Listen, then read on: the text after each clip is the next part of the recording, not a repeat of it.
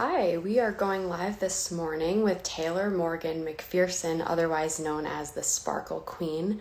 Taylor is a self-made entrepreneur and businesswoman. She's created the sustainable Sparkle Bar and has popped up in major music festivals across the country like Bottle Rock, Stagecoach, and Bonnaroo. And the Sparkle Bar has worked with brands like Malibu Rum, Kettle One, and Postmates. And during the pandemic, Taylor decided to examine her love life more closely. And so she really started to get to the root of her destructive dating patterns and began sharing her love life on TikTok.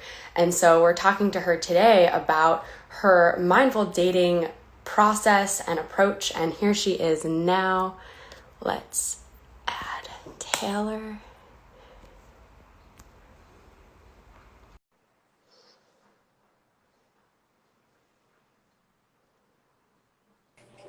Hello. Hi, Good morning. How are you doing? I'm doing well. How are you?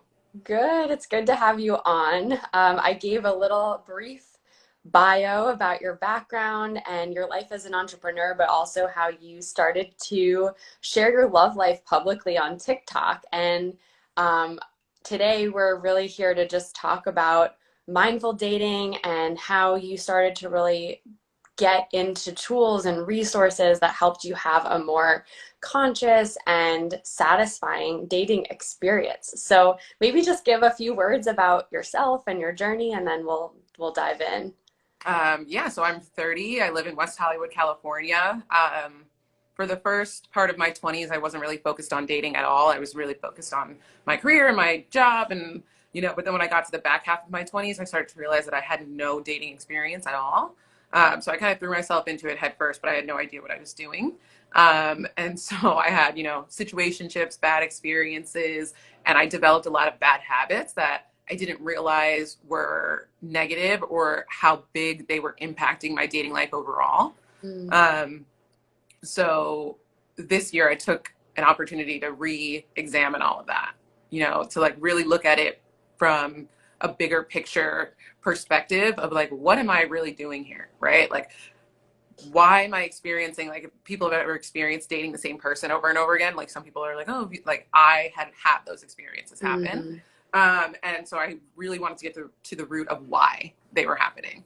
Beautiful. And can you share, was there like a catalyzing moment where you're like, screw this, I need to do this differently? Like, was there like a turning point moment, or was it just kind of gradual?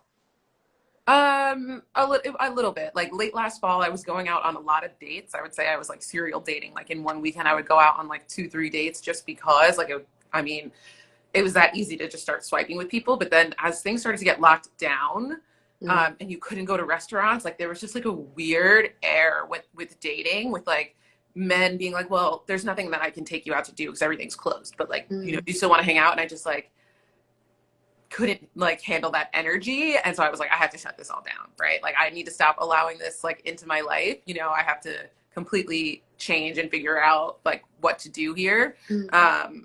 And I think I told myself, well, I can't go out on another date until they open restaurants again. Right. Like I just like said that, because I was putting so much work and effort into planning creative pandemic dates, and it just wasn't like fulfilling for me. It wasn't fulfilling because you felt like you were the only one putting in that creative effort. Yeah. Right. Yeah. Yeah. Like the What were guys I was some of going the out with were things not. that you were experimenting with? Because I think I love that you were even doing that. What were some ideas you had? There was a Christmas lights spectacular in Woodland Hills that we went to in December, which was really cool to like drive around, look through all the Christmas lights, like take pictures. And then after we got food, but we had to get it to go. And then we got like a bottle of wine and we sat in a park and like ate it. But it was just kind of like, it was cool. But at the same time, like I put all of that together. Mm. And after learning more about dating and what my dating mentors say and what a lot of like experts will tell you is that a man will not fall for you unless he has to put in the effort, right? So like one of the places that they start putting in the effort is planning the date, like from the very beginning. Right. And so you were kind of repatterning to allow someone else to take initiative to plan. So what were some of it sounds like you're like, okay, I'm going to pause on the dating thing for a bit and get a little bit more clear with myself. where did you turn to start really examining how you were showing up in dating?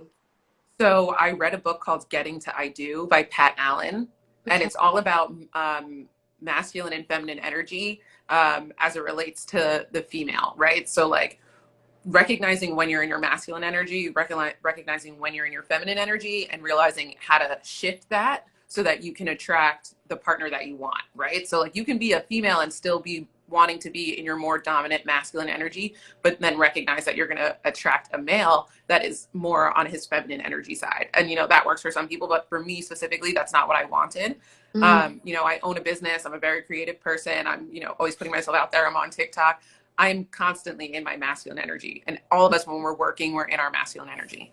But when it comes to dating, you, as a female, you won't have success doing that because the man wants to be the masculine energy and you can't both be the same, right? so coming to really know the type of dynamic you're really interested in dating, like that book helped to spark that understanding within yourself that you're often in that kind of go-getter mentality and you're looking to not step into that as strongly in a dating dynamic. Exactly. Which I had no idea that I was doing that. It's one of those Mm, books that like when you read it, you're like, oh, I do that. I have done that. I have had that experience. Oh my God, I can relate to that. And you're like, oh, and it's like I should have done it, this way instead. So mm. that was like my first realization. Yeah, Yeah, reading. I think it's powerful to be able to read something and then immediately apply it to your own experience and learn about how is this showing up within my experience and how does that impact my intentions as I show up. So it sounds like you were able to form like even more clear intentions with yourself about that that type of dynamic. Very cool. Right.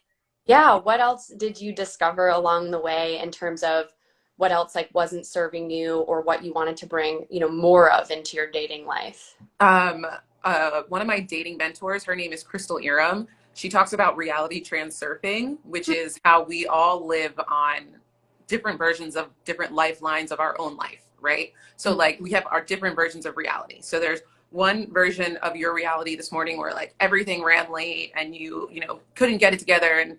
But then you got there and it was fine. And then there's also the version of your reality where, like, you woke up, you were able to, like, do your morning routine and everything went fine. And we all toe in between these lifelines. There's a version of your reality where, say, you became a doctor instead, and we toe in between these, right? She talks about how people, when you want a relationship, people say, I will do that when I get into the relationship, right? mm, And she really focuses on becoming the person who already has the relationship, and then you can bring that right in, like, into your existence, right? Because you already have it. The universe recognizes this as something that you already have. So I started shifting my life, like all those things that I may have told myself I will do this when I get into the relationship, I started doing mm. that. Yeah. And like really examining that and changing, my day-to-day routines and patterns and Mm. different things that I was doing. I think that's really powerful because it sends yourself the message that you are whole and complete and you can have what you want and you have what you want right now. That like you are Exactly. the master of your experience and you don't have to wait, right? So what were some of the things that you were waiting for that you now are taking ownership of and like doing for yourself? Little things like keeping my apartment clean. I always you would think like, oh, like I live by myself. So you're like, oh, I'm the only person in here. It doesn't matter. But like when you're in a relationship, somebody else will be in your space and like seeing your stuff. And, just like little things like that, that I was like, okay, well, I'm going to make sure to like be conscious of like always keeping my apartment clean.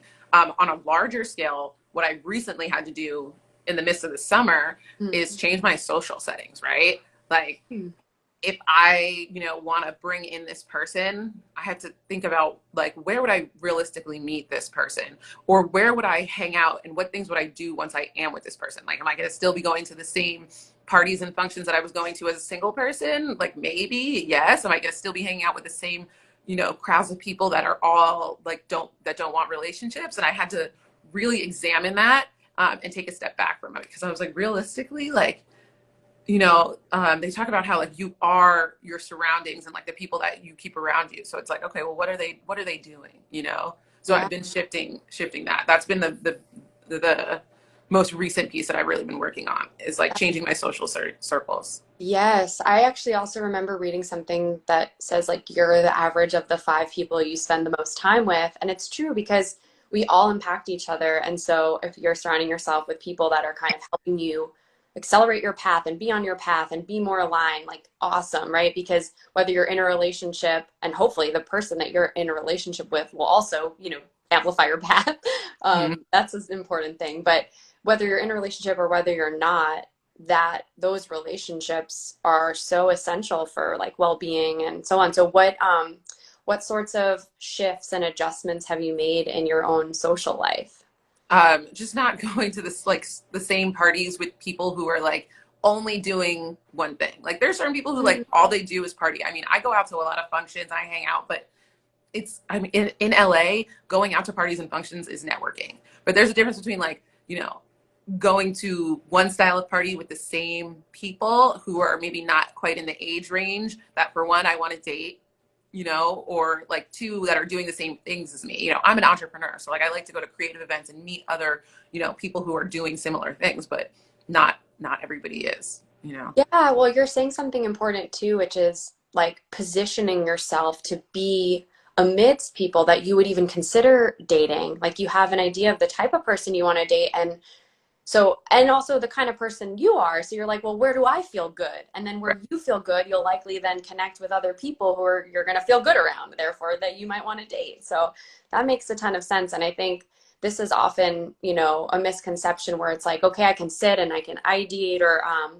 set the intention for the kind of person I want to meet, but you're taking very definitive action Mhm. to position yourself to receive that person, to date and or even just be surrounded by people that make you feel like yourself, that make you feel good, that you like being around. Yeah, and the pandemic was really hard for that because, for so long we couldn't really seek out the type of people that we wanted to be around, and we were kind of just around the people that were in proximity to us, right?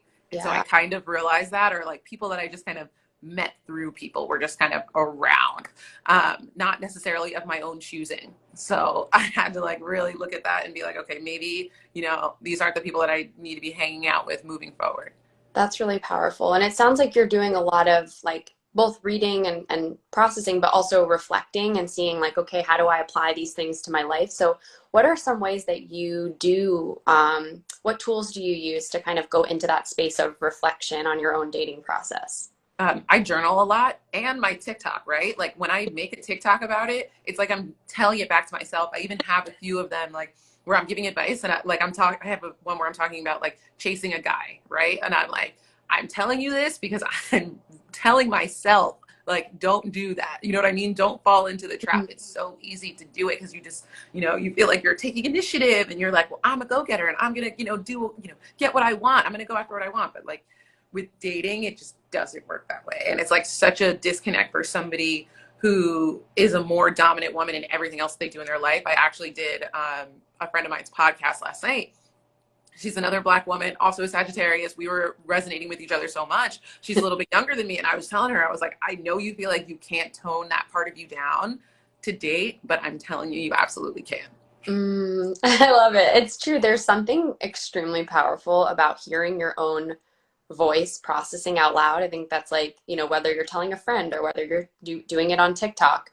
I leave myself voice memos. Like I'll go for walks and I'll just record my own voice talking about what's happening because there's actually a yogic teaching that talks about how as we hear our own sound current, it can like help us feel more confident and like fall in love with ourselves more. And so there's something really powerful about our voice and our willingness to love our voice and how it sounds and use that constructively like you're doing. And I think it's cool and very courageous that you're putting it out there real Thank time. you. What have And you I'm glad that you mentioned that about yoga. I practice a lot of yoga too. Like, okay. so yeah, I do a lot of hot yoga, and like that really helps because, they talk about how you hold stress in your hips and in parts of your body, but like I practice through that every day. That's So I don't experience that. Yeah. well, yeah, yoga, I mean, any kind of physical exercise for sure, but definitely yoga. How did you get into yoga? I used to work at a bar in New Jersey, and the owner of the bar would rent out a yoga studio for all the employees once a week, a hot yoga studio, like in our town. And we just all got to go for free every week. And it was like a camaraderie thing and like a thank you that he did for the staff. And after that, I just like was hooked. I love that. Yeah, that's a really beautiful way to start. And I was going to ask you before, and I don't want to forget the TikTok aspect of what you're doing. How is that helping? Like, what are you learning in that process of like sharing on a regular basis your most like intimate moments in the dating in your dating?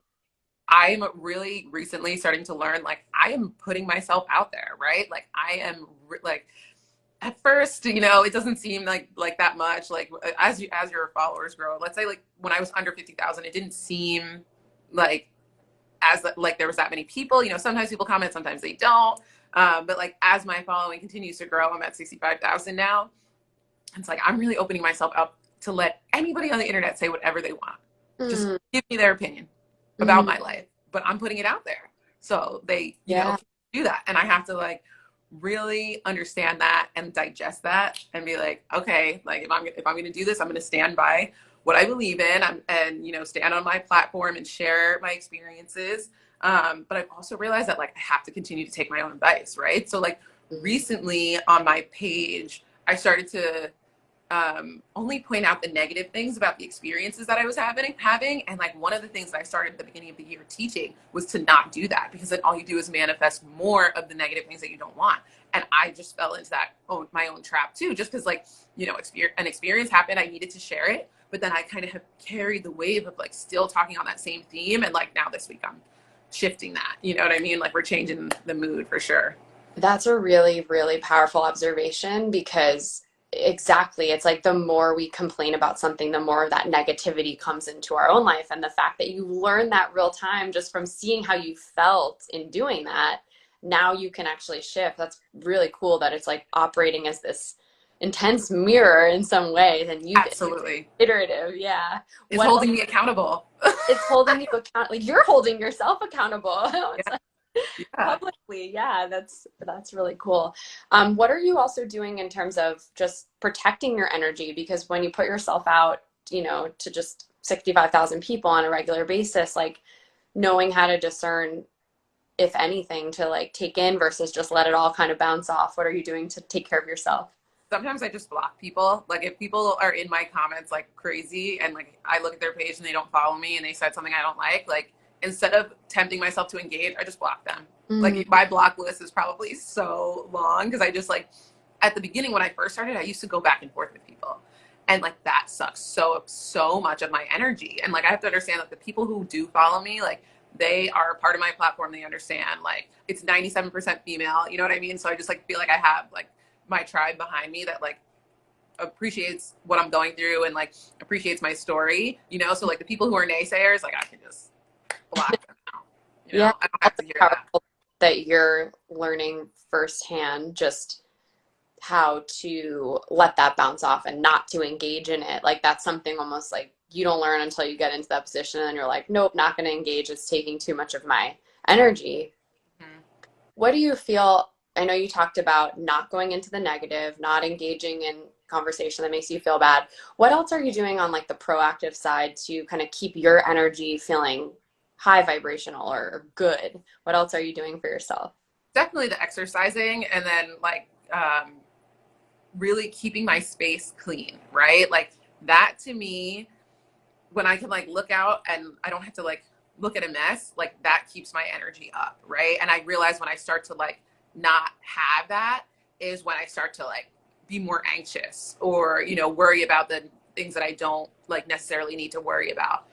So like keeping my environment clean helps me to keep everything organized. I think I said I journal a lot. So I like write everything that I'm feeling and experiencing. And I'm more like recently trying to do a more meditative practice because I'm just trying to get my like subconscious mind to meet Mm, my conscious mind. Because in the session last night, like as soon as I started talking to the therapist, like my nervous system basically just like started panicking. Like I just like all of like my emotions that I guess maybe were just like right just there under the surface, like just came out, you know what I mean? And it's like in the conscious part of my mind, like I know that I, want this and I'm doing all these things to like better myself and like bring in this relationship, but there's still so many like, I guess like deep parts of me that are like kind of scared still, I think from like previous experiences and whatnot. So like, yeah, meditating, try to level those things out.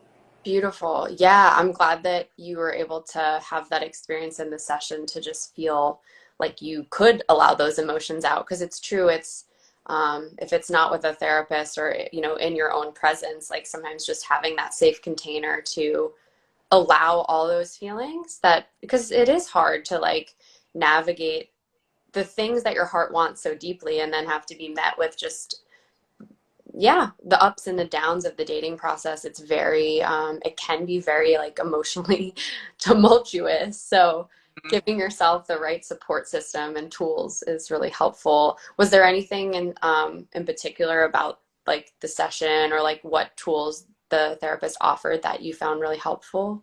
Yeah, we did a whole section where she would like say something and then would repeat it back, like, like fear, leave now, worry, leave now, like telling you're like relaxing your body and your nervous system and like, reassuring yourself and calming yourself that like you're safe, like you're fine, like this is what you want. Like I'm stepping into this because like I want this and I'm the ruler of like my own desire and like all that stuff. And I was like, okay, I could feel that, just like rewiring your brain. She said she was making new like files in the brain. Yeah, that's really great. And Yeah. how was that pre going into a date? It was very intense, to be perfectly honest. But I feel like yeah, to like do that and then like have a minute to like pull myself together. Mm. But it was good because it forced me to like keep my energy open, while I was on the date. Like something that I noticed myself doing is like subconsciously closing myself off, like creating barriers between the other person and myself. So creating the awareness of that and then breaking that down like was better. I think that you bring up an important point about like even becoming aware that those barriers are going up. What did you notice in your experience or in your body that you were like, ooh, I'm now putting up a wall? Well, how did that manifest? So it wasn't necessarily in the date last night where I caught myself doing this. The first time I caught myself doing this was talking to a friend of mine who, like, I'm attracted to him. And I caught myself, like, he was very open, his whole energy, everything, like arms open, like the whole time talking to me. And, we're having a great conversation. And I started to, at first I had something in my hands and somebody was able to take the things out of my hands. And then I noticed myself going like this and like crossing my arms. And I just like snapped out of it for a second because I'm like, I'm the one closing myself off to this. Like I'm subconsciously doing this because I learned also in my journey of like becoming a dating coach, I talked to a lot of like neuroscientists and like people who study the brain. And so they taught me those little cues about like body language. Like if someone's feet are like facing you when you're talking, they're rooted in what you're saying and in your conversation, right? If you're on a date and like your date starts putting things in between you and creating barriers, they're closing themselves off to you. So I caught myself doing that. And I was like, but in my conscious mind, like I'm attracted to this person, like I'm having a great time talking to them, but like subconsciously I was closing my energy off. So like caught myself doing that a few weeks ago and then made sure to be conscious of it like in the date and like keep myself open. I love what you said too about how, you're paying attention to a dynamic.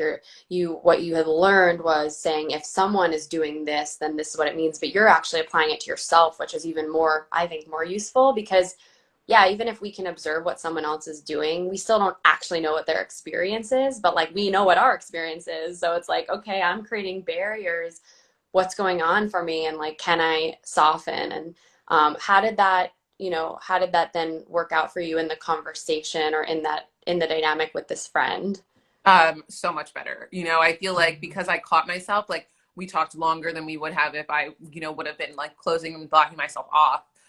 And then that's just created a ripple effect of even more awareness in my life about where I am on my journey to like spiritually healing and all that stuff, you know? Beautiful. Yeah. Yeah, it's one of those really vulnerable places to notice that attraction is present. It's like, whoa, attraction is present. And Mhm. then like wanting to know immediately, like, is that there for the other person? Like so that we don't feel as, alone in our experience or imbalanced in our experience. And yeah, what was going through your experience in knowing that there was attraction there? Um, I mean, this person, like the attraction's been there for a while. So like, I think what goes through my head in almost everyone is like, am I like imagining this all in my head? Like, am I the Mm, only one like feeling this right now? And I think that's what happens to me in every experience that I go through. Like, is this other person finding me attractive? Am I making this all up? Am I imagining this right now? That's mm-hmm. kind of where I go. Hmm. Did you feel like empowered to acknowledge the attraction, or you kind of kept it to yourself? Like, what happened? Um, Definitely have kept it to myself. Yeah. We're Yeah. still at the like I'm gonna keep it to myself and until they come forward and like say or like do anything about that, you know? Hmm. Yeah. Hmm. I think, I guess, too, like going back to your initial intention, um, wanting a dating dynamic that feels balanced and wanting a dating dynamic that feels like the other person's willing to take initiative and take a plan. It sounds like you're self-honoring in stepping back so that that dynamic can step forward, and if it doesn't, then releasing it. That's you literally said it perfectly. Yes. And like that's where I have been with a lot of my experiences, like also in changing my social circles. I had to release a few guys that were just like Mm. what they call orbiting. Are you familiar with that term? Right. Yes. So like I had to like release all the guys that were just orbiting in that shift too. And like that kind of hurt because like there's a little bit of, Mm. there's flirting there, there's times where we've hung out where like the connection started to form, but like these men were not pursuing me for a relationship. And if anything, they were just like taking up space in my own energy, thinking that something could happen or come to be that was probably really never going to happen. So Yeah. like I had to step away from that too. And what's so powerful about what you just said is that you acknowledged your role in the orbit, right? It takes two to create that orbit. And when you're like, nope, I don't want any more people in my orbit, I just want clarity, then, Exactly. then you can reclaim, your own energy. That's amazing. Yeah. And it stung a little bit at first and it's Mm. taken a little while to feel the like, ripple effect of that shift. But like now it's been like over a month and it's created so much space for new energy to come into my life. So it's been better. That's beautiful. Yeah, and it just sounds too like you're feeling like I could hear the energy and like the excitement in your own voice about the process. You're like, now I'm open and I can receive more people. And Yeah. that skill of learning how to just let people go, it really does make it, one, less personal, two, you feel more empowered. And now it's like exciting again because you're like, ooh, who's gonna come into my field next? Like, Exactly. and have that self trust and confidence that you can discern, is this for me or is this not for me? And that's what you've really And do cultivated. it faster, right? Like I'm getting to the point where I'm like, I can tell pretty quickly, and not have to like be upset about it, right? Like the person that's for me is for me. Like they're going to come into my experience and like they're going to know that they're for me and like, Mm-hmm. it I'm not gonna have to force anything. I'm not gonna have to like wonder and like this person is going to pursue me, and it is gonna be what it is. And like, there's gonna be other people. What I'm realizing now, because this is kind of where like the negativity was on my TikTok. I was just talking about the people that I was attracting that weren't looking for what I was looking for, but I didn't take the responsibility in the fact that like I was entertaining these people, Mm-hmm. right? Like when you are, a good person, like you're gonna attract everybody, right? You're not just going to only attract the person that you want. You're going to attract everyone, but you have to be able to discern, and sift through that instead of like entertaining something that you're not looking for. And like that's kind of what was tripping me up. I was more upset that these people were like approaching me, hitting on me, not thinking about the fact that like, okay, well, I never had to give you my number in the first place. If I knew that you really weren't for me, Mm-hmm. like realistically, like I could have beat that, skip to the punch there, but I let myself like live in the fantasy of like, oh, like, I got hit on, he wants my number, but like realistically I could have been like, no, you're like I just could have stopped all of that. Beautiful. Yeah, exactly. Like reclaiming that power of your own role in the dynamic and now only opening yourself to dynamics that feel aligned for you and being able to explore those. So when you, let's say you do have a dynamic that you're like, okay, this is feeling aligned, this is feeling good. What else comes up for you in that process? What are you learning about and discovering in your discernment when something does feel aligned? So then we just start talking about like what we both like want, right? In terms of like maybe long term and even short term, like where do you see yourself? And then you start having conversations like about real life and different little things come up. And then, you start sharing and then you just get a little deeper into it and you're like, And then you start to think like, well, does that fit for the way where I see myself, regardless of the person that you're dating, right? You talk to that person and you see where they see themselves and then you think about like does that really fit into what I want, or would I be changing like, my dream, my whatever for what this person wants? And then if you start to get into that territory of like, I'm going to have to be changing what I want, then like maybe it's not really aligned. Yeah, so having a clear sense of like where you're going in your own life and being able to just own that truth and then see if those truths line up, and if not, release and keep going. Yeah, Yeah. absolutely. Yeah. What do you find so like in this moment in your process, like where you are, like something that's challenging and then something that you're feeling like really energized about and excited about? Hmm. Something that's challenging is that, I mean, the discernment, the clarity, it like you follow your intuition, but like listening to it and Mm, not just like taking the attention. Cause like being a girl, it's so fun to just like have the attentions, have people hitting you up. Like it is fun. It's entertaining. mm, But you have to like shut a lot of that out to mm. like, like get through the noise to like really get to the root of the person. So like that's kind of, instead of being like, oh, should I just entertain this because it feels good to have someone texting me, or should I just like shut this down and like, so like that's probably like one of the more difficult parts. Yeah. And then it also sucks because it's like a lot of the times, like if you are turning someone down, they were probably interested in you a good amount, and then that sucks for them too. Like nobody wants to like be rejected. Yeah. And I think you bring up an important point about choosing the type of feel good feeling that comes from self alignment and discerning, and how that's actually a better feeling ultimately than the short term feeling of like getting the ego hit of like, oh, people are interested, right? Which Yeah. feels good, right? We don't want to deny that. And what feels better is like you being true to yourself. So I think Yeah. that like that deeper joy, or that more like self generated joy that can come from taking care of yourself, like that's so big. And then Yeah. the point around releasing people, I think if we trust that each person is kind of on their own journey, and we're not responsible for someone else's feelings, however we can be compassionate and we can be you know, I think that there's a false dichotomy by saying, what if we say what's true for us, that we're actually hurting somebody. If we say what's true for us, we're actually doing them a favor too.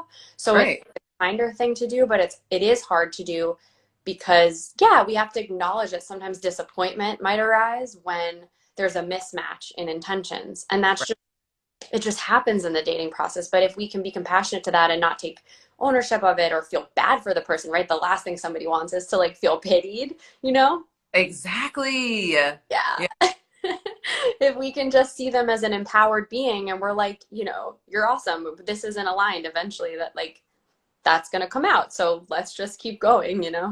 Yeah. Like you're not for me, but you're for someone else. Yeah. And like that will be so great for you when that happens.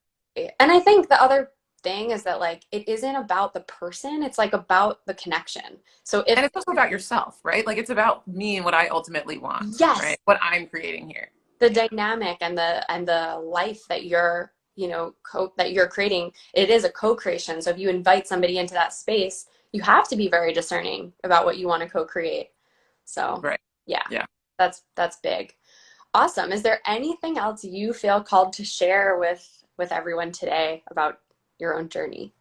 I think what you're doing is really incredible. Like the access that you're giving people to therapy, even if it's a 20-minute session, for the price that you're giving it to them, and then the experience of you guys like finding somebody and like putting them up on a date, like that is like untouchable in terms of the dating realm, right? Like matchmaking is extremely expensive. Mm, You have brought it down to a price that's $33, right? To do one of your dates.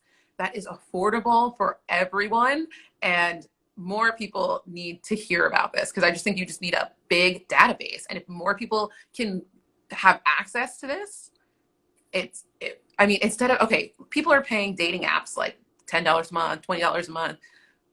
What if you just put that into Hum Hum once a month, mm, and had your session and got somebody that was actually a lot more aligned with you mhm. and, looking for the same things that you were looking for? I think that could really revolutionize the dating game. Awesome. Yeah, thanks. And um I think one of the things that we're really interested in creating is a container for people to just show up and keep practicing, to do all the things that you talked about, to be able to show up and say, is this aligned? Isn't this aligned? Well, here's a safe container to ask myself that question, because the other person is also asking themselves that question. And so it's not personal.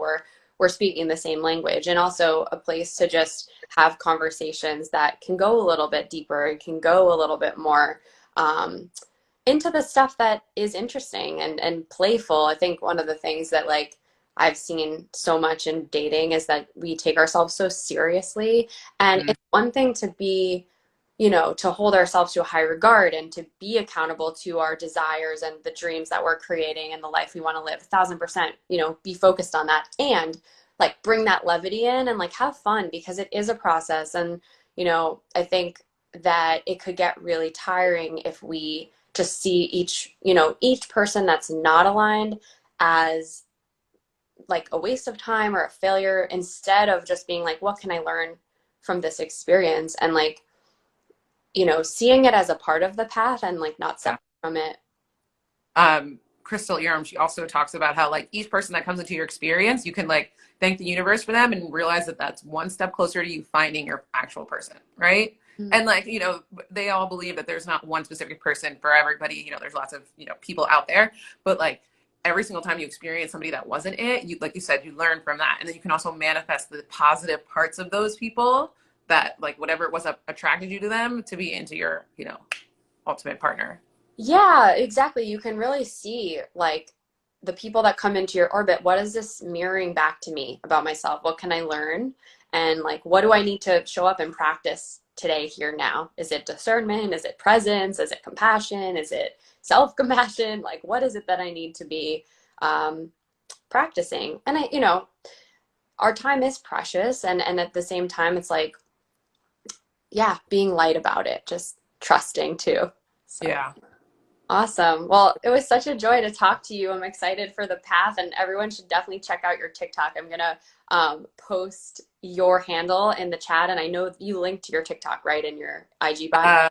It's not linked to my bio right now because I'm doing an event on Thursday in LA. If Oh, anybody in LA and wants to come to the Lux Sunset Boulevard Hotel, there's going to be a really cool market there.